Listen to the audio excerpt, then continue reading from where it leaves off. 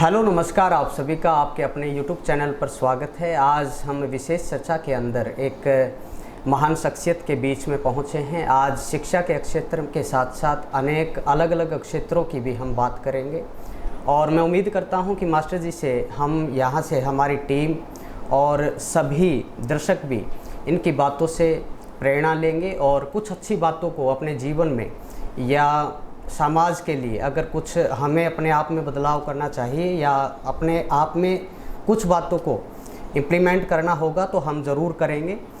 और इनके बारे में तो मैं जो कहूँगा उतना ही कम है। इन्होंने पिछले कई सालों से शिक्षा के क्षेत्र में भी काफ़ी योगदान दिया है।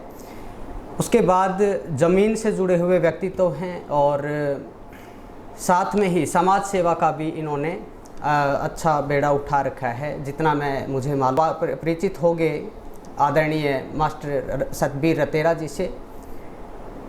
ये एक जानी मानी हस्ती हैं और हम आज विशेष चर्चा के अंदर बात करेंगे कि इन्होंने शुरुआती जीवन के दौर में कैसे एक चुनौती भरे कार्यों को चुनौती देकर के आज इस मुकाम पर पहुंचने का काम किया है। कोई एक जाति, कोई समुदाय, कोई एक धर्म के लिए नहीं, जितना मुझे मालूम है इन्होंने हर एक कम्युनिटी को साथ लेकर के अपने कार्यों को किया है।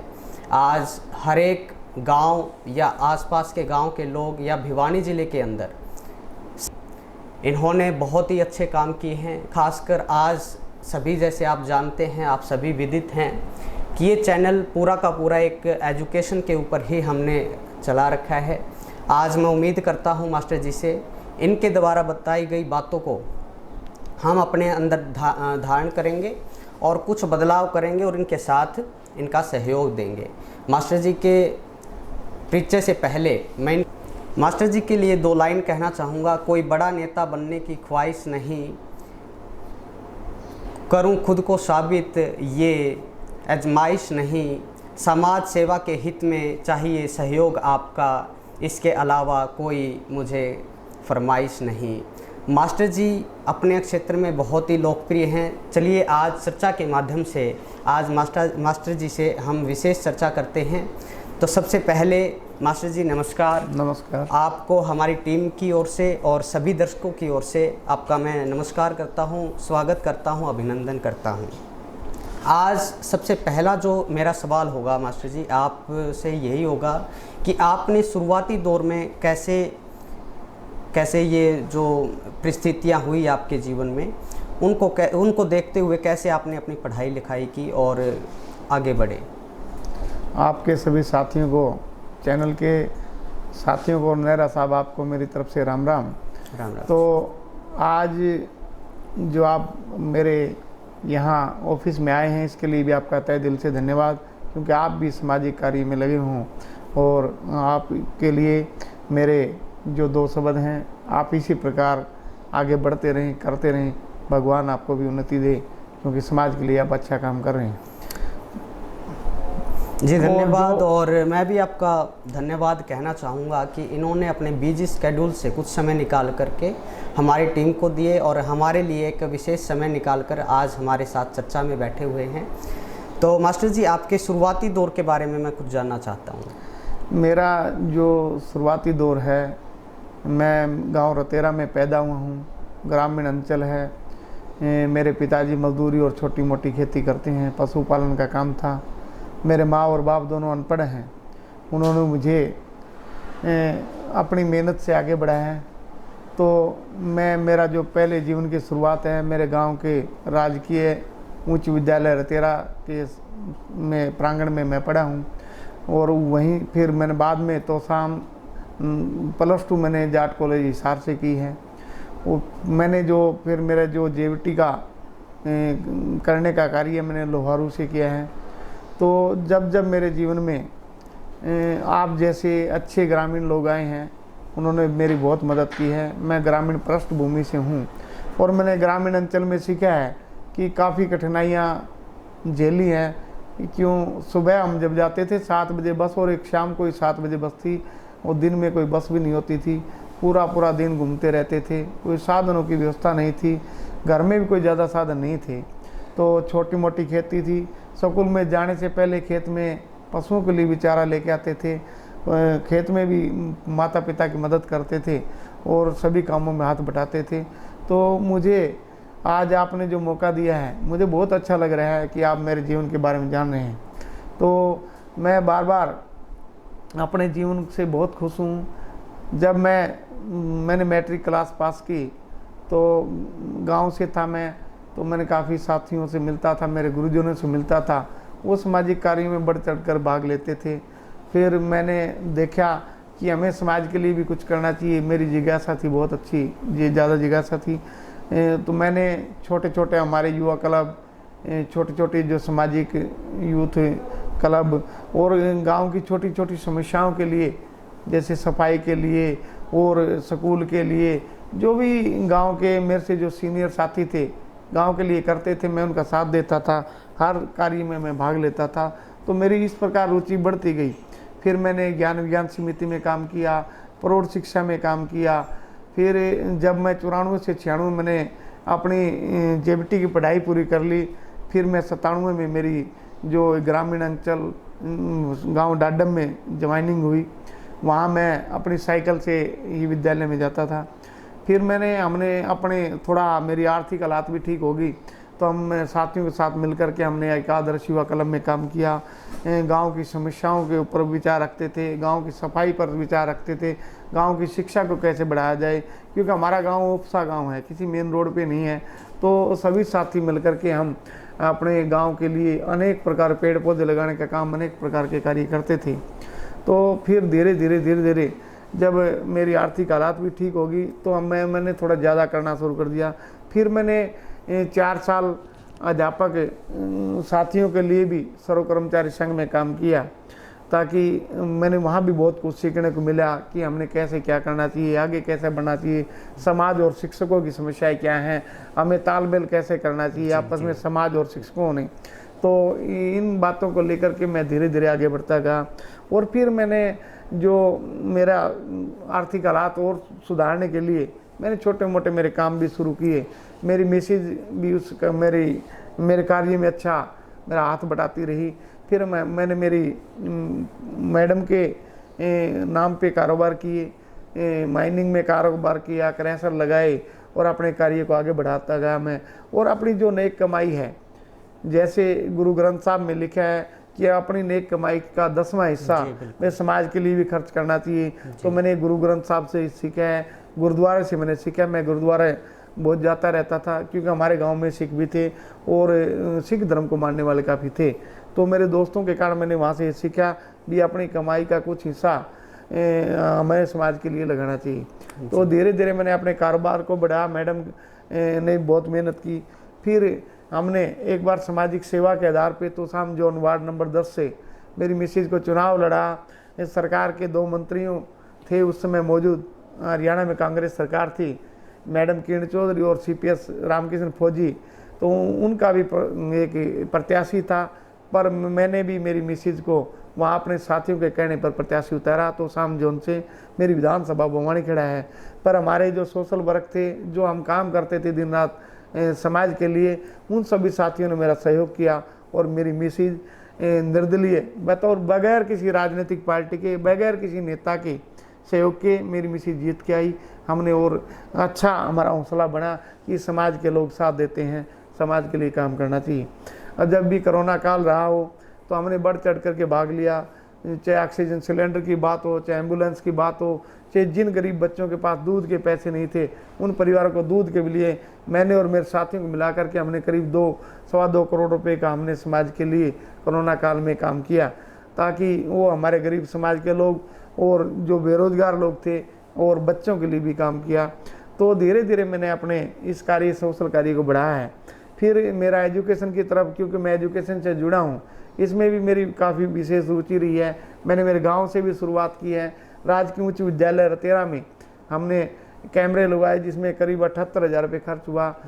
पानी की व्यवस्था करनी की, और मैंने देखा विद्यालय में, हमारे जिस विद्यालय में मैं पढ़ा हूँ, क्योंकि मेरा जीवन उसी से जुड़ा है, तो हमने 22 पंखे भी लगवाए और भी विद्यालय के कई काम हैं। फिर हमने पूरे विद्यालय के सभी स्टाफ को, गांव के सभी सम्मानित आदमी जितने हैं, सम्मानित व्यक्ति, एक्स सरपंच, वर्तमान सरपंच, नंबरदार और विशेष करके हमने आंगनबाड़ी वर्कर, आशा वर्कर और आरएमपी डॉक्टर जिन्होंने कोरोना काल में बहुत अच्छा योगदान दिया था, उनके लिए अच्छा कार्य किया, उनके लिए प्रोग्राम किया और उनको सम्मानित किया।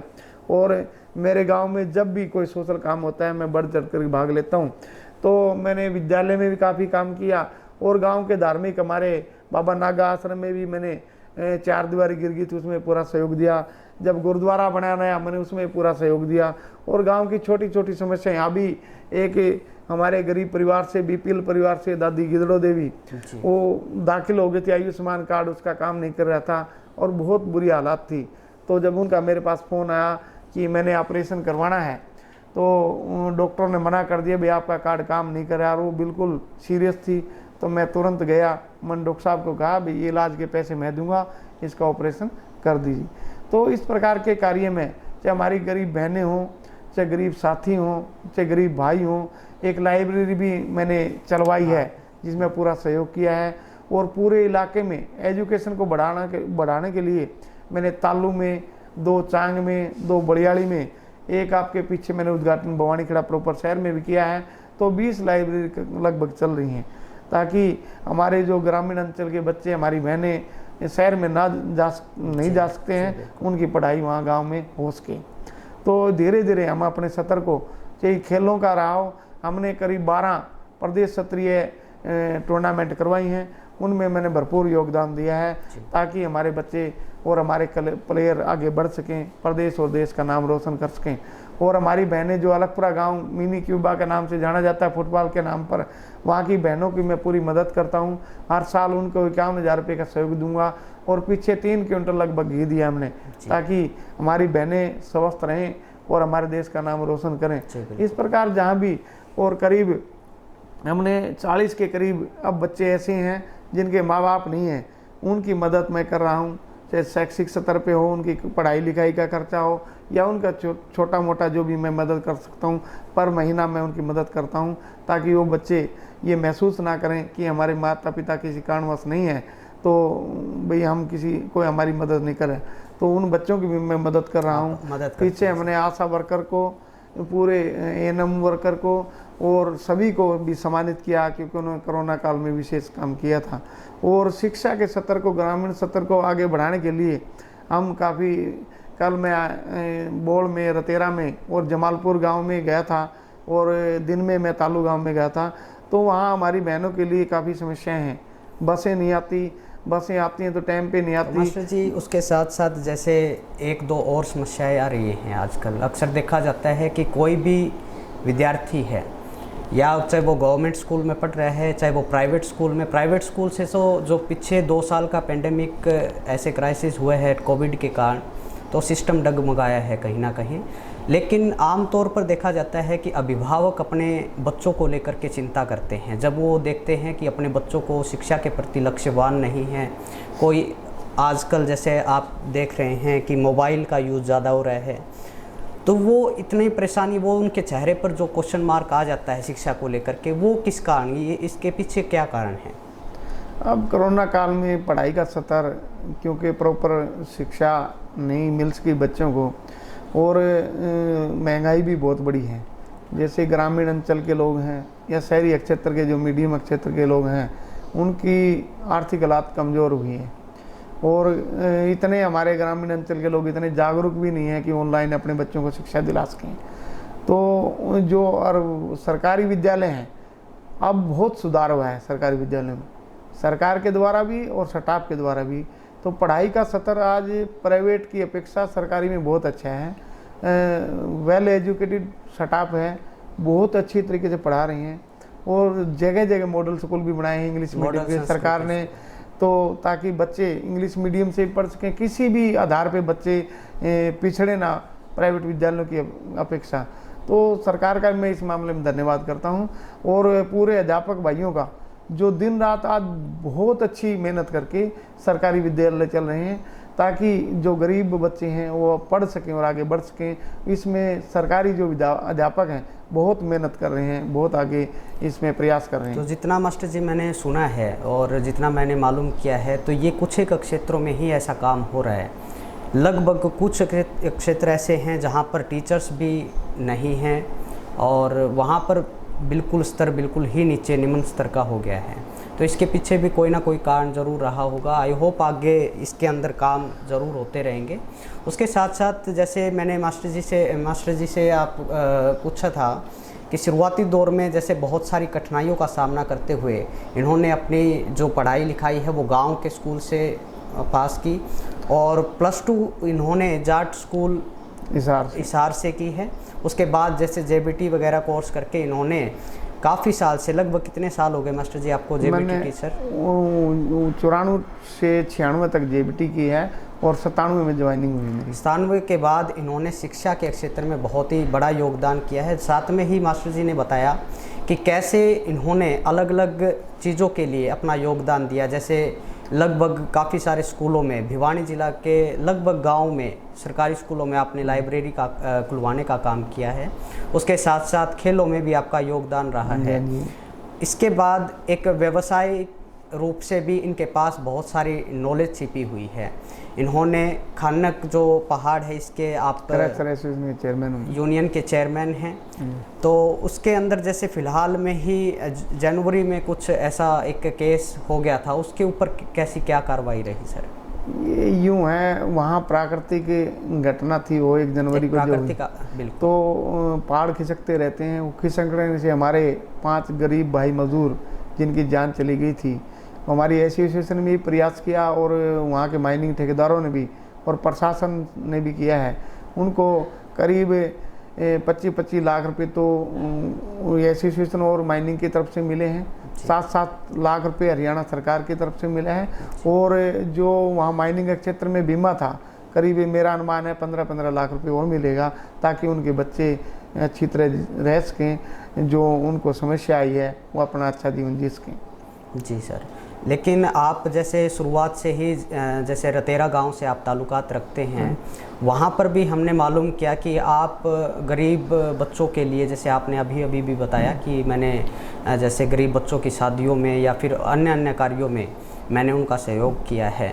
तो जो इस समाज सेवा का जो आपके मन में विचार आया, ये क्या जैसे पढ़ाई लिखाई के टाइम जब आप स्कूल दौर में थे, स्कूल में जाते थे, उस टाइम से ही आपके मन में विचार थे कि मैं समाज सेवा करूँगा? जब मैं स्कूल में जाता था तो हमारे गांव के कई इतने अच्छे बुजुर्ग थे जो सबका भला चाहते थे और गांव के लिए काम करते रहते बिना स्वार्थ के। जिसमें एक हमारे नंबरदार हैं, आज भी हैं, वो पूरा अपना काम छोड़ करके, बलराज जी के पिताजी हैं, तो काम छोड़ करके पूरे दिन रात गांव के लिए काम करते हैं। वो पशु चिकित्सक के रूप में काम करते हैं। किसी समय कोई बुलाए बगैर किसी फीस के 24 घंटे लोगों के लिए अपना काम छोड़ के करते हैं। मतलब उनसे तो ऐसे उनसे और काफ़ी लोग ऐसे हैं जो समाज के लिए दिन रात काम करते हैं। तो उनसे मन देखा ये लोग काम कर रहे हैं समाज के लिए, तो हमें भी करना चाहिए। जी, और साथ में ही जैसे मास्टर सतबीर जी राजनीतिक रूप में भी काफ़ी हद तक लोकप्रिय हैं और फिलहाल में जैसे इन्होंने अपने, जैसे श्रीमती जी हैं इन्होंने जिला पार्षद एक टेन्योर निकाला है। उसके बाद भी मास्टर जी आपने ट्राई किया इसके अंदर? अभी मैंने कोई राजनीतिक प्रयास नहीं किया है, पर सोशल वर्क के लिए मैं काम करता रहता हूँ। और जब समाज के लोग मुझे इस प्रकार के साथ देंगे या मुझे कहेंगे तो समय पर देखेंगे। अभी ऐसा कोई विचार नहीं मैं किसी राजनीति में जाऊं। हमने सब साथियों ने मिलकर के पीछे शहीद आजम भगत सिंह जी की जयंती मनाई और 2-3 प्रतिमाएं भी लगी हैं जहां भी हम इस प्रकार का काम होते हैं। और 29 मई को विजय दिवस है गाँव रोहनाथ में। उस दिन जो अंग्रेजों ने जुल्म ढाया था, उस दिन से पहले तो काफ़ी लोगों को उनसे बचने के लिए कुएं में छलांग लगा दी थी। सैकड़ों लोग वहाँ मारे गए थे। काफ़ी लोग, वो बरगद का पेड़ खड़ा है उस पर फांसी तोड़ दिए थे। और काफ़ी लोगों को वो अंग्रेज पकड़ के ले गए थे। उन्होंने हांसी की जो लाल सड़क नाम से प्रसिद्ध है, वहाँ पर रोलर चढ़ा दिया था। तो 29 को उन लोगों ने, फिर गाँव के लोगों ने इकट्ठा होकर के अंग्रेज कई अधिकारियों को जान से मार डाला था, उनका कत्ल कर दिया था, बदला लिया था। तो 29 मई को विजय दिवस के रूप में हम गांव रोनात में उन सभी सम्मानित परिवारों को सम्मानित करेंगे जिन्होंने आज़ादी की लड़ाई में पूरा भाग लिया और हमें आज़ादी दिलाई और उन क्रूर हत्यारे लोगों से बदला लिया। जी बिल्कुल, आप जैसे गांव से जुड़े हुए व्यक्तित्व हैं, उसके साथ जैसे आप कुछ साल पहले भिवानी में ही शिफ्ट हो गए, उसका क्या कारण रहा सर? भिवानी में आने का कारण, मुख्य कारण तो ये रहा, मेरी बेटी बड़ी होगी, बच्चों की पढ़ाई, हमारा गांव बहुत पिछड़ा हुआ सा गांव है, बहुत दूर है, तो पढ़ाई के लिए भी ट्यूशन की व्यवस्था नहीं है और नहीं है, तो उसके लिए भी आया। और ज़िला लेवल पे जो हम सोशल वर्क करते हैं, काफ़ी अधिकारियों से मिलना पड़ता और मिलना पड़ता, बार बार आना पड़ता था। और सभी साथी मेरे लगभग इसी इलाके में रहते हैं, इसलिए मैंने सोचा भिवानी में रह करके हम इस कार्य को, सामाजिक कार्य को, अच्छा कार्य अच्छे रूप में कर सकते हैं। जी बिल्कुल, जैसे आप भी विदित हैं कि भवानीखेड़ा के अंदर जितना कार्य होना चाहिए था शिक्षा के क्षेत्र में लगा लो या अन्य जो भी कार्य रहे वो कम ही हुआ है, तो आने वाले टाइम में अगर इसमें कुछ बदलाव हो सकता है तो वो कैसे होगा? सबसे बड़ी हमारी समस्या है हमारे इलाके करीब 35 गांव की सुंदर ब्रांच जो नहर है जी, उसमें महीने में एक बार पानी आता है। बिल्कुल सर। पानी न आने के कारण हमारे पशु भी प्यासे रहते हैं, जो और लोग हैं वो भी पानी के कारण बड़े दुखी हैं, और खेती भी नहीं हो पाती, मुख्य व्यवसाय खेती है। तो मुख्य मुद्दा आगे हमारा ये भी रहेगा कि हमारे इलाके में सुंदर ब्रांच में 2 सप्ताह पानी आए, ताकि हमारे लोग अपना जीवन यापन अच्छा जी सकें, खेती कर सकें और पीने का पानी भी मिल सके।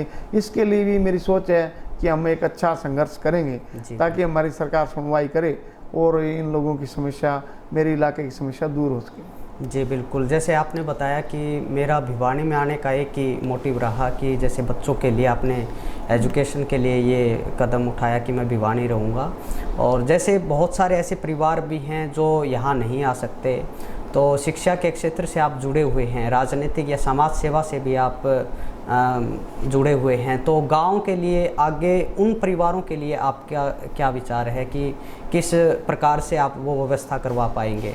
उन परिवारों के लिए हम काफ़ी साथी हैं हमारी टीम के, तो हम सब चर्चा करते रहते हैं, प्रत्येक गांव में जाते हैं, प्रत्येक गांव की समस्या को समझ रहे हैं कि शिक्षा के सत्र को कैसे आगे बढ़ाया जाए, इस गांव की समस्या क्या है, इसमें सुधार कैसे हो। तो हम सभी साथी मिल कर के, एक तो जो हमारी ग्रामीण अंचल से आने वाली बहनें उनको बहुत दिक्कत है, जी बिल्कुल, साधनों की व्यवस्था नहीं है, आदि जो हमारी बहनें पढ़ाई छोड़ देती हैं क्योंकि आने जाने के लिए कोई व्यवस्था नहीं है। वो तो 1 जनवरी से मेरा विचार है, हम सभी साथी विचार कर रहे हैं मिलके कि 1 जनवरी से जहां इस प्रकार की विशेष समस्याएं, जैसे रतेरा से चल के बोल, सीपर, जमालपुर और यहाँ तक कोई साधन नहीं है, और तो शाम तक भी कोई ट्रांसपोर्ट का साधन नहीं है, तो बस चलाई जाए ताकि हमारी बहनें वहाँ से बैठ कर के किसी ITI महाविद्यालय या अच्छे संस्थान से पढ़ लिख करके आगे बढ़ सकें। उसके लिए हम 1 जनवरी से ऐसी व्यवस्था करेंगे सभी साथी मिल करके, ताकि आने जाने की ये व्यवस्था हो सके, ताकि पढ़ाई में व्यवधान ना हो।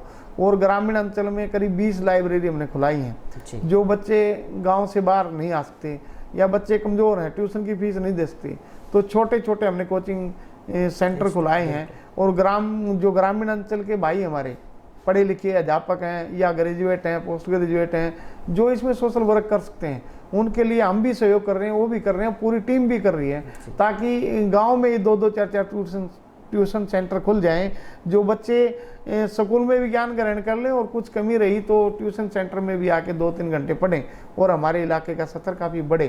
तो इसमें 20 लाइब्रेरी और ट्यूशन सेंटर तो हमने खुला दिए हैं, और प्रत्येक गांव में 1-2-3 हम सेंटर खुलाने की कोशिश करेंगे, ताकि हमारा एजुकेशन का सत्र बहुत आगे बढ़ सके। अभी फ़िलहाल में जैसे आपको भी पता है कि एक ज्वलंत मुद्दा छाया हुआ है हरियाणा सरकारी नौकरियों के लिए।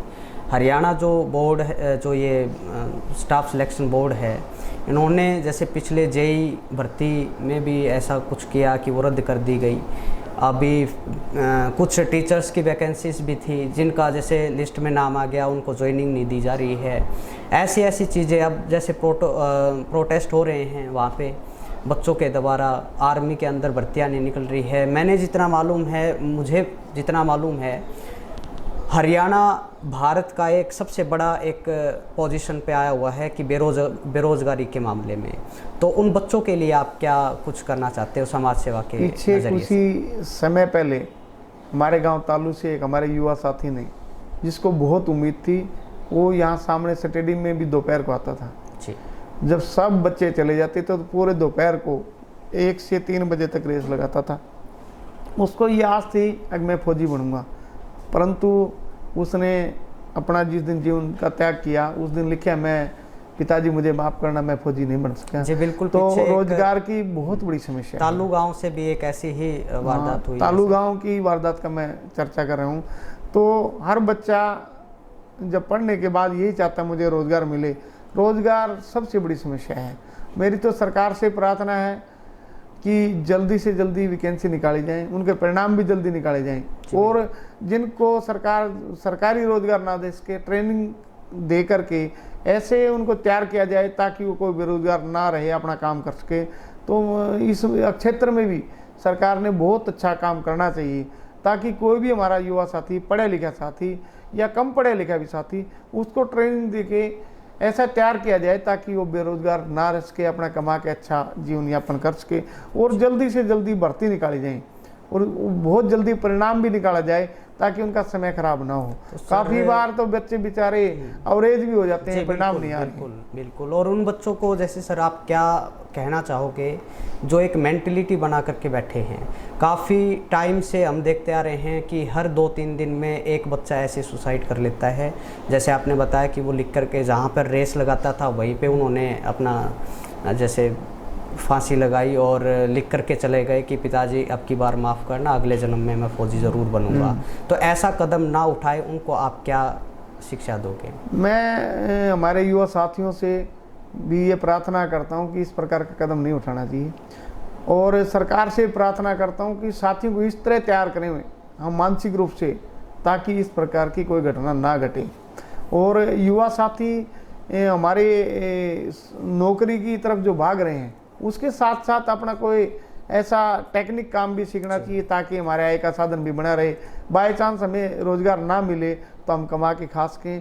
जो इस प्रकार की घटना हो रही है, घटनाएं ना घटें और अच्छा जीवन जी सकें। बिल्कुल सर। जैसे हम देखते हैं कि आपको लोग चाहते हैं, अगर यहाँ की जनता या बवानीखेड़ा हल्के की जो जनता है आपको एक प्रतिनिधित्व चुनती है तो आपके क्या उद्देश्य रहेंगे? मेरा सबसे प्रथम उद्देश्य ये रहेगा कि हमारे इलाके की शिक्षा का स्तर बहुत अच्छा हो। बिल्कुल सर। और हमारे साथियों को रोजगार मिले, और या ऐसे भी ट्रेनिंग सेंटर खोल के हम सबको तैयार कर दें ताकि कोई बेरोजगारी के कारण इस तरह का जो भाई ने तालू में उठा कदम ना उठाए। और जो हमारी सुंदर ब्रांच की समस्या है, इसके लिए भी मैं बहुत संघर्ष करूँगा। मेरी दिल से प्रार्थना, क्योंकि उसी इलाके में मेरा गाँव है, पीने का पानी भी इन दिनों में नहीं है, बहुत भारी समस्या है। तो पानी की भी हमारी समस्या दूर हो ताकि हमें हक का पानी मिले। पहले 15 दिन पानी आता था, उस राजनीति के कारण कुछ वर्षों से हमारा पानी 1 सप्ताह कर दिया गया है, जो भी पूरा 1.25 महीने में एक बार आता है। जी बिल्कुल। तो भारी समस्या है, ये भी हम लड़ाई लड़ेंगे। सुंदर ब्रांच से जुड़े हुए हैं और लगभग ये समस्या जैसे रतेरा साइड है, बोल सिपर या जो भी नज़दीकी गांव हैं वहाँ पर बहुत ज़्यादा दिक्कतें आ रही हैं सर।